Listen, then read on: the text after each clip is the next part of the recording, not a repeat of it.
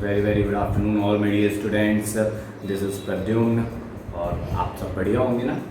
तो आज हम स्टार्ट करने वाले हैं lecture number 9। Okay students, chapter number 2।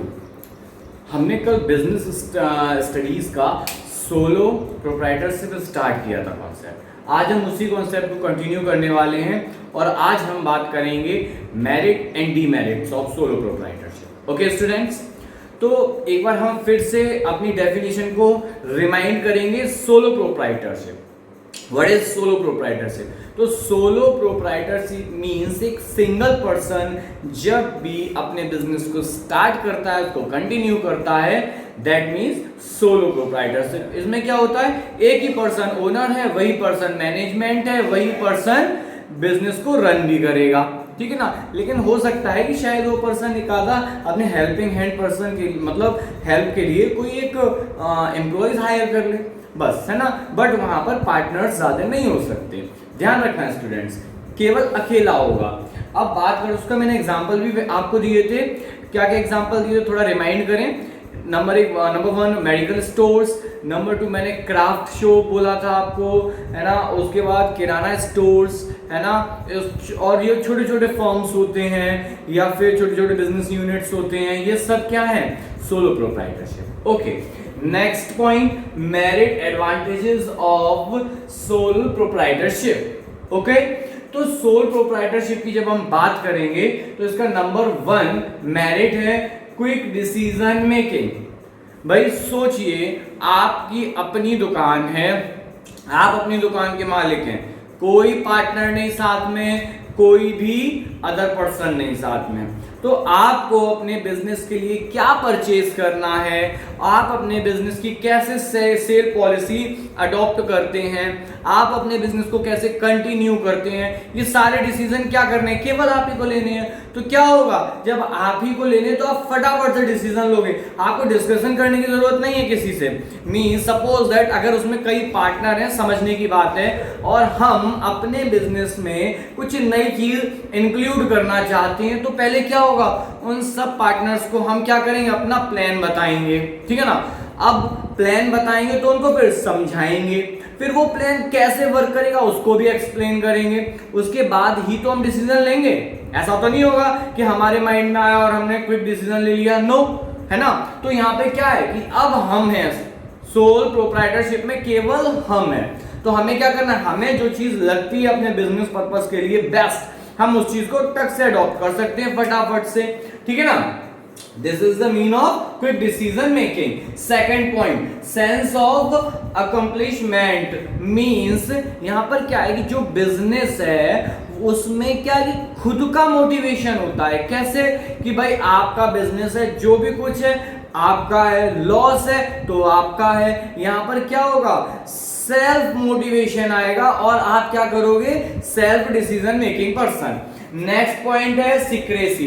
Secrecy means अगर पार्टनरशिप फॉर्म होगी, ठीक है ना, उस सिचुएशन में क्या होगा, आपके जो भी बुक्स ऑफ अकाउंट्स हैं या जो भी आपकी जो भी फर्म है उसकी जो भी पोजीशन है वो सबको पता होगी, लेकिन केवल आप ओनर हैं अपनी दुकान के। उस सिचुएशन में क्या होगा, केवल जो भी कंडीशन है या भी जो भी अच्छे टर्म्स हैं, बैड टर्म्स हैं या जो भी कुछ है, केवल आपको पता होंगे। अगर आप उसको डिस्क्लोज करोगे इस सिचुएशन में तो चीजें डिस्क्लोज होंगी, अदरवाइज किसी को उन चीजों के बारे में पता नहीं चलेगा। फॉर एग्जांपल आपके बुक्स ऑफ अकाउंट्स हैं, ठीक है ना।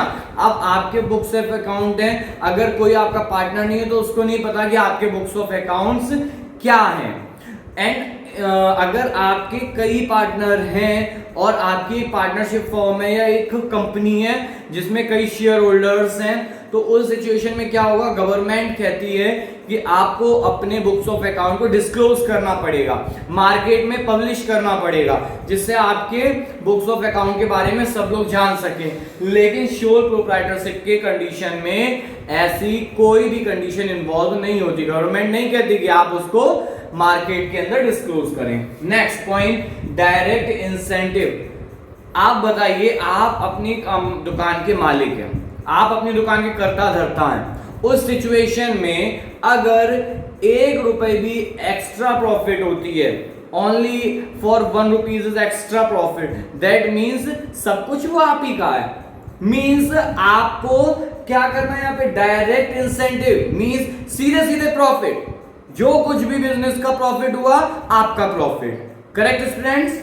नेक्स्ट पॉइंट है easy formation and closure. Means हमने आपको लास्ट क्लास में भी बताया था, यहां क्या है, लीगल फॉर्मेलिटीज नहीं होती बहुत ज्यादा। तो यहां क्या करना है कि आपको जब अपना बिजनेस ओपन करने का मन है, आप बिना किसी अदर लीगल फॉर्मेलिटी के, excluding just like medical store, ठीक है ना, मेडिकल स्टोर के लिए आपके पास मेडिकल स्टोर का सर्टिफिकेट होना चाहिए। मींस काफी लोग बी फार्मा जैसे होता है, इस टाइप के सर्टिफिकेट होने चाहिए जिससे आप मेडिकल स्टोर ओपन कर सकें, अदरवाइज आप मेडिकल स्टोर नहीं ओपन कर सकते। लेकिन अगर हम अदर बिजनेस की बात करें, जैसे छोटे छोटे शॉपिंग स्टोर्स होते हैं, छोटे छोटे शॉपिंग मॉल्स होते हैं, उन कंडीशंस में आपको गवर्नमेंट से परमिशन नहीं लेनी, ठीक है ना। बहुत इजी होता है, अपना जब मन होता है तब हम अपना बिजनेस स्टार्ट कर लेते हैं। अगर हमें बिजनेस में कंटिन्यूसली लॉस है तो बहुत इजी वे में हम अपने बिजनेस को क्लोज भी कर सकते हैं। नेक्स्ट है फ्लेक्सिबिलिटी ऑफ ऑपरेशंस। अगर हमने बात की बिजनेस की, जैसे हमने सपोजेड क्राफ्ट का वर्क स्टार्ट किया, क्राफ्ट शॉप स्टार्ट की, तो यहाँ पर हमें अपने काम को बढ़ाना है, तो हमें बढ़ाने के लिए किसी पार्टनर से या अदर किसी से परमिशन की जरूरत नहीं है। हमारे पास अगर पैसे हैं एक्स्ट्राज में, हम अपने बिजनेस को एक्सटेंड कर देंगे या उसको इंप्रूव कर देंगे, जो भी हम करना चाहें हम बहुत इजी वे में मींस बढ़ा भी सकते हैं, घटा भी सकते हैं। That means flexibility. Correct students. आगे demerits disadvantages of sole proprietorship. Means अब हम डिसएडवांटेजेस पे बात करने वाले हैं। भाई अगर प्रॉफिट होंगे किसी चीज के तो उसके लॉसेस भी होंगे। ओके स्टूडेंट्स, तो बात कर रहे हैं हम डीमेरिट्स। Limited resources. अब एक पर्सन है, भाई ऐसा तो नहीं हो सकता कि 100 करोड़ या 1000 करोड़ वो अकेला इन्वेस्ट कर दे बिजनेस के अंदर। करेक्ट। उसके लिए क्या चाहिए, अदर जगहों से थोड़े थोड़े करके पैसे कलेक्ट करता है। अब दिमाग में बात आती है कि सर बड़े बड़े ग्रुप्स हैं, जैसे अब अंबानी हुए, वो तो अकेले ही कर देते हैं। नहीं, अकेले वो भी नहीं करते, याद रखना इस बात को। पूरा पैसा वो भी नहीं लगाते। वो क्या करते हैं, जितने का भी बिजनेस स्टार्ट होने वाला है उसका अप्रोक्स 51% तक अमाउंट वो अपनी इन्वेस्ट करते हैं, और रेस्ट ऑफ द अमाउंट के लिए वो पब्लिक के पास जाते हैं। है सर, पब्लिक के पास चले जाते हैं। हाँ, लेकिन वो आपका डोरबेल नहीं बजाते कि टिंग टिंग वो डोर ओपन करो, मैं कंपनी खोलने वाला हूं, पैसे लगाओ। नहीं, ऐसा नहीं होता। वो क्या करते हैं, मार्केट में एडवर्टाइज निकालते हैं कि हम अपनी कंपनी स्टार्ट कर रहे हैं, जो चाहे मेरी कंपनी में पैसा लगा सकता है, और उस रुपए में डिसाइड कर लिया जाता है कि एक शेयर इतनी अमाउंट का है, जितनी मर्जी आपको पैसा लगाना है लगाओ, मेरे 10 शेयर खरीदो, 100 खरीदो, 1000 खरीदो, कोई दिक्कत नहीं, ठीक है ना। ये होता है, ध्यान रखिएगा। लेकिन अगर आप अकेले अपना बिजनेस कर रहे हैं, आप कितनी अमाउंट लगाएंगे, 10 करोड़ 20 करोड़, इसके बाद नहीं लगाता कोई भी। याद रखना, जब तक बिजनेस बहुत अच्छी कंडीशन में नहीं जाता, यानी कि जो भी मनी की प्रॉब्लम आती है सबसे ज्यादा आती है, ठीक है ना, सोल प्रोप्राइटरशिप में।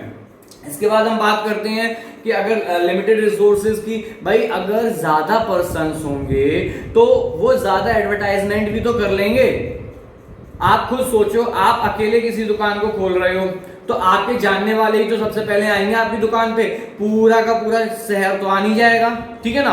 अगर वहां पे 2 या 3 लोग हैं तो उन 2 या 3 लोगों के जानने वाले आएंगे सारे के सारे, ठीक है ना। तो क्या होगा, एडवर्टाइजमेंट बढ़ेगी। नेक्स्ट पॉइंट है limited life of a business concern. यहां पर जो भी बिजनेस चल रहा है उसकी लाइफ लिमिटेड हो जाती है सर, लिमिटेड हो जाती है, बिल्कुल लिमिटेड हो जाती है। लिमिटेड इसलिए हो जाती है कि जिस दिन आपका अगर जो भी सोल प्रोप्राइटर है वो बीमार होता है, बंद करना पड़ेगा बिजनेस। मैंने बताया था लास्ट क्लास में, अगर उसकी डेथ होती है उसको बंद ही करना पड़ेगा, अगर उसको कंटिन्यू करने वाला कोई अवेलेबल नहीं है।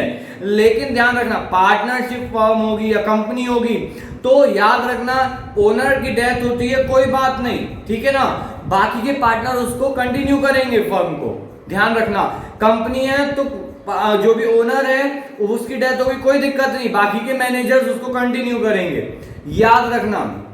Next point, unlimited liabilities. यहां पर लायबिलिटी तो हमने समझ लिया, लास्ट क्लास में भी समझा, अकाउंट्स में भी समझा, अब मैं समझाता हूं अनलिमिटेड कैसे लायबिलिटी हो गई। सपोज दैट आपके पास कई सारे पार्टनर हैं और आपके पास 1 लाख का क्या हो गया, उधारी हो गई भाई।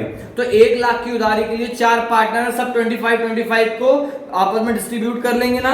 यस सर कर लेंगे, ये भी कोई बताने वाली बात है। लेकिन आप सोल प्रोप्राइटर हैं, ध्यान रखना, उस सिचुएशन में क्या होगा, जो भी पैसा है आपको देना पड़ेगा।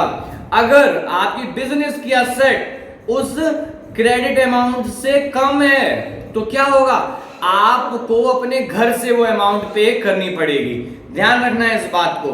But partner in partnership form and in a company आपके लिए ये लायबिलिटी क्या है, लिमिटेड होती है।